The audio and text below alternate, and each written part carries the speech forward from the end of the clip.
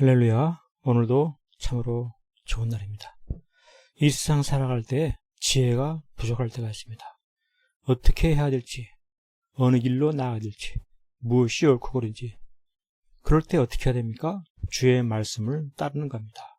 주의 말씀 안에 온갖 지혜가 다 들어 있습니다. 오늘 본문의 말씀이 그와 같은 사실에 대해서 잘 이야기하고 있습니다. 스루아의 아들 요압이 왕의 마음이 압살롬에게로 향하는 줄 알고 두고와 사람을 보내 거기서 지혜로운 여인 하나를 데려다가 그에게 이르되, 청하건대 너는 상주가 된 것처럼 상복을 입고 기름을 바르지 말고 죽은 사람을 위하여 오래 슬퍼하는 여인같이 하고, 이와 같이 말씀하고 있습니다. 왜 요압은 두고와 여인을 보내는 건가?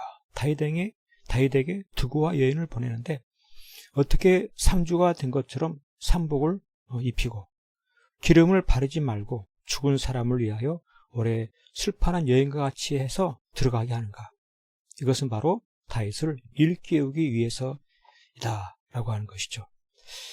옳고 그름에 대해서 무엇을 해야 되는지 다윗 스스로 알아야 함에도 불구하고 깨닫지 못하고 있는 그 의미를 믿음으로 살펴보려고 하는 것입니다. 그렇습니다. 지혜가 하나님께 있음을 일깨우고 싶으신 하나님의 심정이었습니다. 지혜는 하나님께 있다. 하나님은 공의로우신 하나님이시다.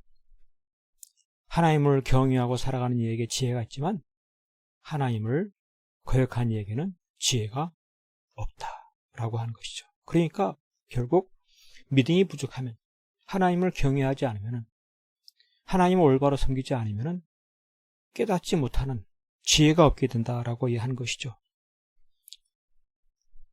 다윗이 우리아의 아내를 우리아의 아내를 취하고 우리아를 죽게 한 이와 같은 범죄를 통하여서 하나님의 징계가 임하고 다윗에게 올바른 깨달음이, 믿음이 부족하니까 없게 되는 것입니다. 다윗이 두고와 여인의 연극을 보고 압살롬을 돌아오게 하는 이와 같은 일을 하게 되는데, 다윗은 바로 어리석은 자이다. 이 두고와 여인의 연극을 보고 이 요압의 일을 통해서 압살롬을 돌아오게 하는 어리석은 자이다 라고 이해하는 것이죠. 이것은 곧 다윗이 행한 범죄의 결과인 것입니다. 그렇습니다. 오늘 우리의 삶 속에서도 지혜가 부족할 때가 있습니다. 나는 어떻게 살아야 할 것인가? 무엇을 결정해야 될 것인가?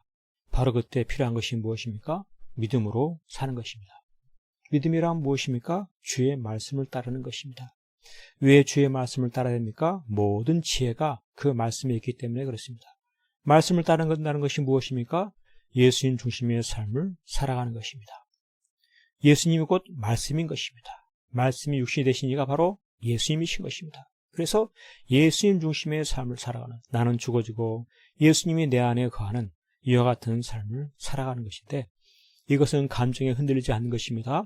습관에 매이지 않는 것입니다. 환경에 휩쓸리지 아니하는 것입니다. 늘 말씀을 따라 회개하고 돌이키는 것입니다. 바로 여기에 귀한 믿음이 있고, 여기에 지혜가 있고, 여기에 바로 최선의 길이 있다. 이 길을 따라 지혜 가운데 나아갈 때 그는 별처럼 빛나는 사람이 되는 것입니다.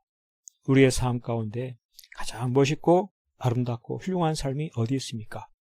어디에 진리가 있고 어디에 지혜가 있습니까? 믿음으로 주의 말씀을 따라 예수님 중심으로 살아가는 데 있는 것입니다. 이번 하반기의 나의 삶 속에서 내 마음, 내 고집대로 사는 것이 아니라 날마다 말씀 가운데 기도하면서 주님의 뜻을 발견하고 그 뜻 가운데에 거함을 통하여서 가장 지혜로운 삶을 살고 하늘의 별처럼 빛나는 아름다운 삶 될 수 있기를 간절히 축복합니다.